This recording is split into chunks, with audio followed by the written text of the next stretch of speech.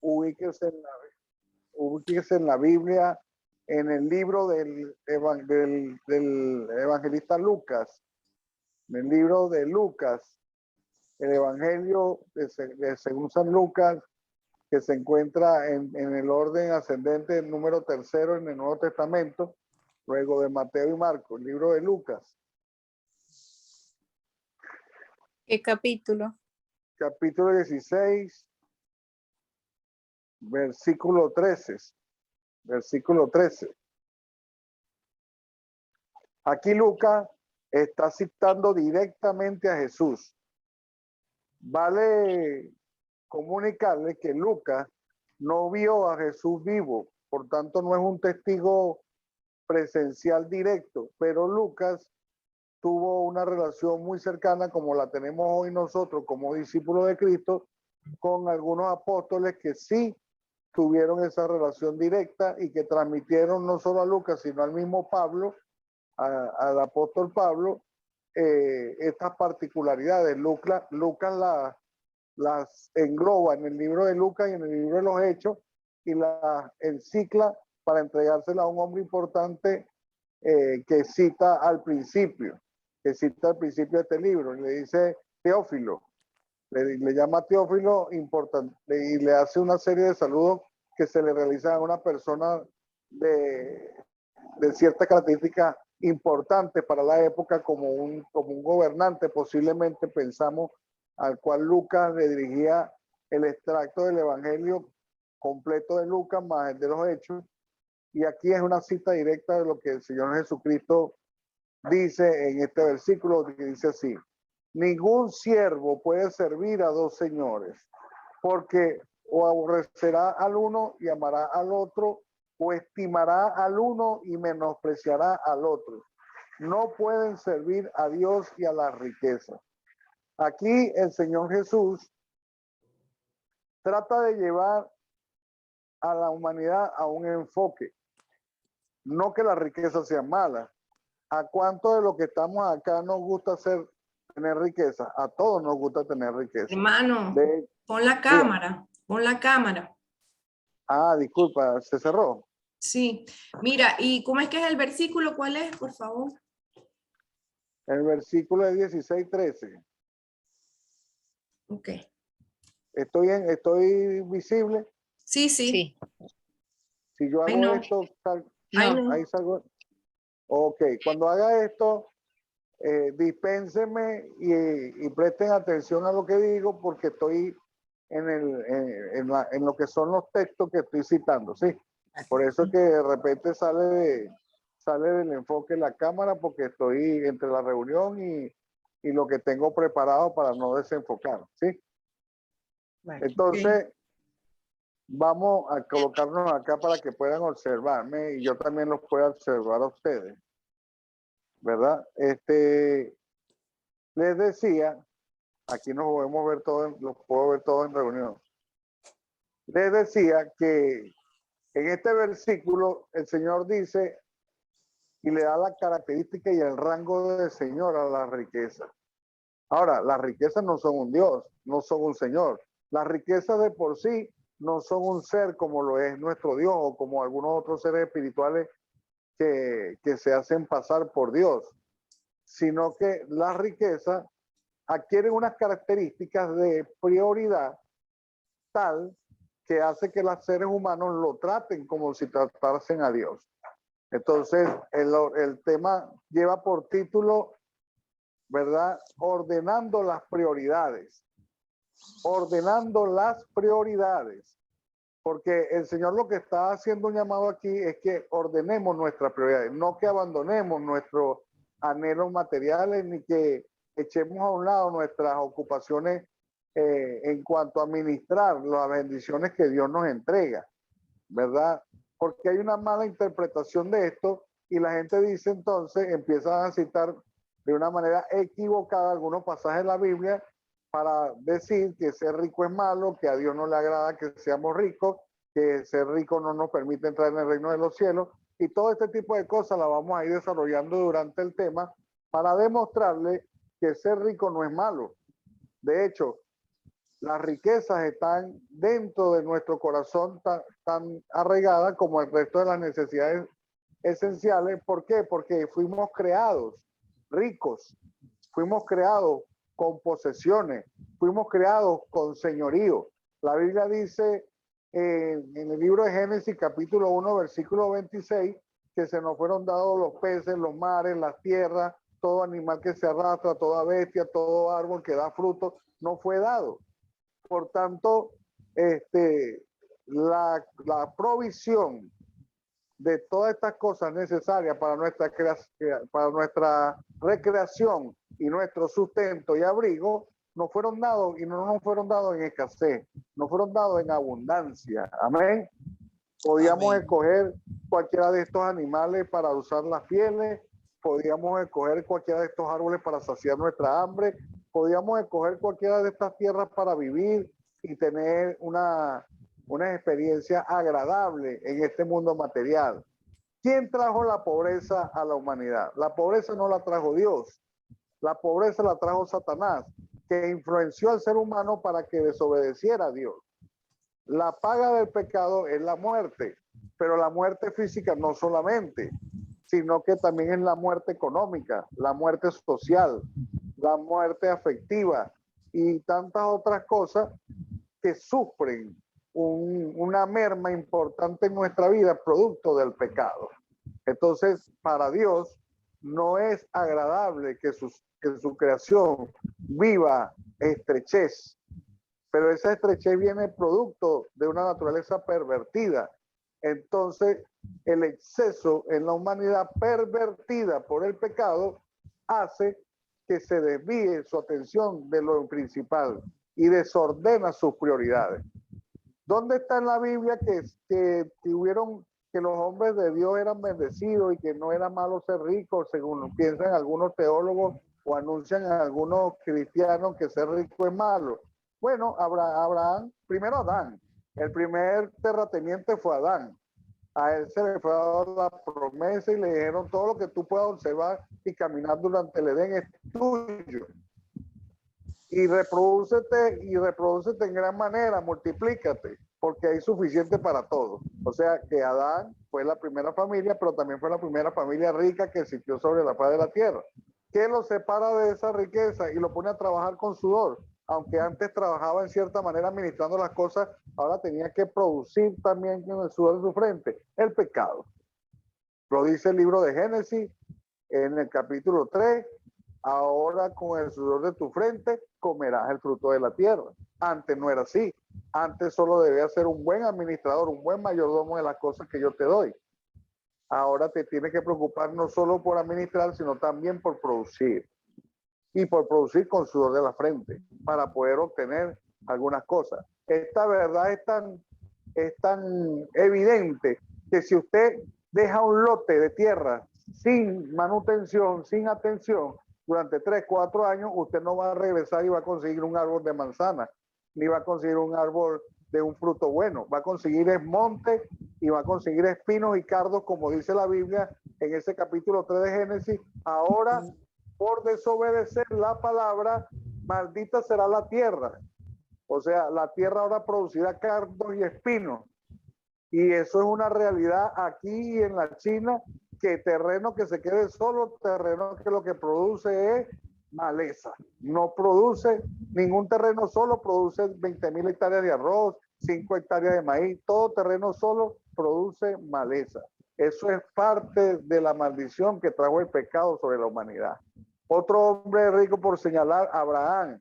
Abraham fue bendito con toda bendición, tanto así que le dio a escoger a su sobrino Lot en un momento de una disputa por los terrenos entre sus pastores. Agarra el que sea, agarra el terreno que quiera, que yo para donde agarre me va a seguir la bendición de Dios. Y Lot siguió las extensiones de las llanuras que vio agradable, y Abraham agarró hacia los montes, y Abraham nunca dejó de tener la bendición de Dios.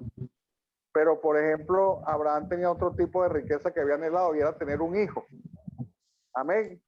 Amén. Abraham tenía la bendición. Era más importante para Abraham tener un hijo a quien darle la riqueza que tener riqueza. Porque él decía: me muero y no me voy a llevar la riqueza. Quiero dejarle algo a alguien, un legado, dejar una descendencia que recuerde mi nombre y que enaltezca el estirpe de mi familia.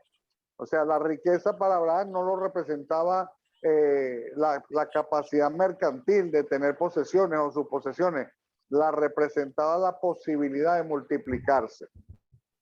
Sin embargo, cuando llegó el momento de tomar la decisión, Dios le dice a Abraham, tráeme a tu hijo y sacrifícamelo. O sea, nada más y nada menos, Dios le estaba diciendo a Abraham, deshazte de tu principal posesión, de tu principal riqueza, que es la promesa de multiplicarte por medio de un hijo tuyo con tu esposa legítima, porque la primera descendencia de Abraham fue una descendencia bajo adulterio, una descendencia acordada por temor a que no se cumpliera la palabra en Sara, que era una persona mayor. Ella era estéril. Entonces, el primer hijo de Abraham es producto de la incredulidad de Sara. Y Sara cede a Agar, a una esclava, para que Abraham se reproduzca. Ese hijo no fue el hijo de la herencia. De hecho, ese hijo tuvo que ser desterrado y sobrevivió gracias a la justicia de que Dios le dijo a Abraham que su descendencia será bendita. Y este muchacho era descendiente de Abraham. Y hasta hoy, los descendientes de Ismael, los hijos de Agar y de Abraham, son benditos. La mayoría de los árabes, donde llegan, prosperan, se hacen las cosas medianamente bien. Difícilmente ve usted una de estas personas en situaciones de aprieto, aunque sí los hay, pero la mayoría de ellos, incluso sus tierras producen grandes riquezas minerales y donde llegan a cualquier continente que llega, se mantienen prósperos, porque fiel es Dios de toda promesa a pesar de nuestra infidelidad. O sea, con esta palabra Dios nos dice, a pesar de los errores que tú cometas y de las fallas que tú cometas, yo hice promesas que se van a cumplir en tu vida, ¿verdad? Quizás no de la manera como estaba planificada, pero seguirá siendo la palabra de Dios comprometida contigo. Por tanto, se cumplirá. Amén. Amén. Entonces, Abraham, siendo un hombre rico, se desprendió de la posibilidad de ser heredado por un hijo legítimo, llevando a Isaac a un monte donde Dios le dijo que le sacrificara. Es allí entonces que el niño le dice a Abraham camino al sacrificio, papi. Él iba inocentemente a sacrificar con su papá, acostumbrado a levantar altar a Jehová. Y le dice, papi, pero ¿dónde va el sacrificio? Porque él no veía por ningún lado el cabrito, subía con el papá con la leña y no había sacrificio. Y Abraham le dice con toda fe, Dios proveerá, hijo, Dios proveerá. O sea, Abraham no se termina de desprender totalmente de la idea de la misericordia de Dios para que lo librara de deshacerse de su único hijo legítimo. Sin embargo, él iba obedeciendo, caminando, esperando que Dios en su momento se manifestara. Y ya cuando estuvo a punto de sacrificar a su hijo, un ángel le dijo, detente que Dios ha visto con agrado tu fe, y aparece un cordero blanco y sin mancha de un lado del sacrificio, el cual es usado para sustituir el sacrificio de Isaac. Ese momento representa, el cordero representa a Cristo, que vino para hacer a un lado nuestra culpa y asumir nuestra posición en la cruz. Nosotros éramos los que teníamos que ir a la cruz a pagar por cada desobediencia y por cada pecado. Sin embargo, gracias a la misericordia de Dios y a su promesa, nos envió un Mesías Redentor, el Cordero de Dios, para ser suplantado por nosotros en la cruz y nosotros haber sido librados de la maldición de la muerte, de la pobreza, etcétera, etcétera. Amén. Amén. Amén. Esa frase, Dios proveerá, muchas personas de manera artificial, sin revelación y religiosamente se la ponen a una frutería, se la ponen a la pescadería, se lo dicen a los hijos cuando los hijos quieren algún bien material. Bueno, Dios proveerá, pero lo que proveyó Dios realmente fue la redención del pecado, la redención. Entonces la gente enfoca su mirada en la prioridad de lo material. Cuando ven a Dios, le piden lo material, le piden que se les supla la necesidad material, sus anhelos materiales, y desenfocan su mirada en la salvación, en chequearse, en estarse midiendo cómo estamos respecto al carácter de Dios en nuestras vidas, si estamos amando al enemigo como Cristo lo amó, si estamos respetando y siendo fiel a nuestros compromisos sociales como Dios lo fue, si estamos siendo amorosos, bondadosos y de un carácter suave y manso delante de las circunstancias apremiantes que se nos presentan. No que no nos enojemos, no que no tengamos un momento de incomodidad, sino cómo terminamos resolviendo las situaciones conflictivas de nuestra vida, si nos estamos pareciendo a Cristo o si por el contrario nuestro enfoque está en otras prioridades, en obtener de Dios la satisfacción de nuestros anhelos materiales y descuidamos nuestra relación, nuestro nivel de comportamiento que va a ir moldeándose conforme a nuestra relación con Dios. Amén. Entonces, Dios proveerá. ¿Qué proveerá Dios? La salvación. Y de ahí desprende todas las demás bendiciones. Porque si la pobreza es producto de la desobediencia y el pecado, la redención del pecado también nos va a redimir de la pobreza. Pero no nos dará una abundancia que nuestra antigua naturaleza pecaminosa nos aparte de Dios. Por tanto, será una provisión conforme prospera nuestra alma. Amado mío, dice la palabra, yo deseo que prosperen en todas sus cosas conforme prospera su alma. Porque Dios nunca entregará a su hijo o a sus hijos una riqueza o una abundancia que los aparte de la prosperidad de su alma y de su cercanía con Dios. Gloria a Jesús. Hay otros ejemplos de riqueza en la Biblia de hombres como Jacob, como Isaac, los cuales también poseyeron riqueza, pero José incluso fue gobernante, Moisés, quizá la riqueza principal de Moisés era que era el líder de más de 2 millones de personas de un pueblo entero, era el fundador, se convirtió en el fundador y en el libertador material, autor material de la libertad que Dios quiso llevar a su pueblo. Entonces, la riqueza de Moisés lo constituyó la fama, por ejemplo, la fama y la popularidad que alcanzó el nombre de Moisés, al punto que los religiosos del tiempo de Jesús no pudieron entender la visitación de Jesús porque estaba ellos tan arraigados el recuerdo de Moisés y de las palabras de Moisés que no lograron suplantar a Moisés por la verdadera bendición que era el Dios que predicaba a Moisés. Pero hasta ese punto permanecía en la conciencia colectiva y hoy todavía en el pueblo judío permanece en la conciencia el nombre de Moisés. Fueron bendiciones que recibieron estos hombres y mujeres de Dios que hasta el día de hoy permanece. La diferencia está en que estas personas nunca vivieron enfocados ni en la fama, ni en la riqueza, ni en los hijos, ni en las parejas, ni en los padres, ni en las necesidades sentimentales, sino que su enfoque era Dios. Tenían las prioridades ordenadas.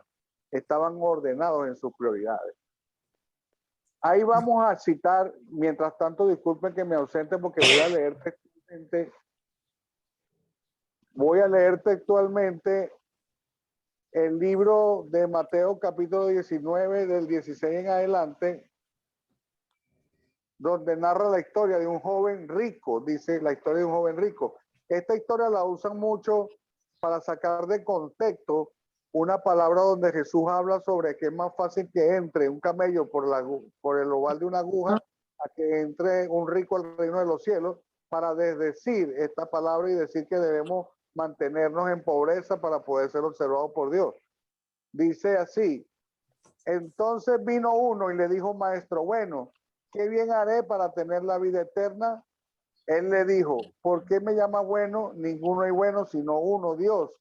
Mas si quiere entrar en la vida, guarda los mandamientos. Le dijo, ¿cuáles? Y Jesús le dijo, no matarás, no adulterarás, no hurtarás, no dirás falso testimonio, honra a tu padre y a tu madre, y amarás a tu prójimo como a ti mismo. El joven le dijo, todo esto lo he guardado desde mi juventud, ¿qué más me falta? Jesús le dijo, si quieres ser perfecto, anda, vende todo lo que tienes y dalo a los pobres y tendrás tesoro en el cielo. Ven y sígueme. Oyendo esto, estas palabras, se fue triste porque muchas posesiones tenía. Entonces Jesús dijo a sus discípulos, de cierto les digo que difícilmente entrará un rico en el reino de los cielos. Otra vez les digo que es más fácil pasar un camello por el ojo de una aguja que entrar un rico en el reino de los cielos. Entonces, allí podemos ver que hay un joven que dice, maestro bueno, se dirige a Jesús como maestro, fue dispuesto a recibir un consejo, aunque su corazón quería oír el consejo que él ya tenía premeditado. Este joven se creía justificado por el hecho de cumplir ciertos rituales religiosos, como los mandamientos, de una manera religiosa. Pero cuando Jesús lo confronta y le pide que le crea de todo corazón y que abandone su apego a las cosas de este mundo y lo siga, este joven se entristeció. Ahora, Dios no le pide a las personas que vendan todo lo que tienen y se vayan a una iglesia. Dios lo que le pidió a este joven fue que, como identificó que en su corazón este joven pretendía agradar a Dios cumpliendo algunos mandamientos, mientras que Dios avalara que él viviera disfrutando sus deleites y fortunas en esta tierra, sin enfocarse en transformar su carácter y en transformar su naturaleza conforme a la naturaleza de Cristo, este joven recibió una respuesta distinta y le dijo, no, no te basta con cumplir rituales religiosos. Debes seguirme, debes escucharme, debes interpretarme y debes convertirse en ti mi palabra viva. De tal manera que si las posesiones materiales no te dejan seguirme, abandónalas. Amén. Si son las posesiones materiales, el cuidar el negocio, el cuidar la riqueza, la multiplicación de estas riquezas, las que te evitan conocer la salvación, porque hasta ahora este muchacho no era salvo, ni fue salvo, porque se fue triste y perdió la salvación, es totalmente un desorden de prioridades el hecho de pretender mantener bien el alma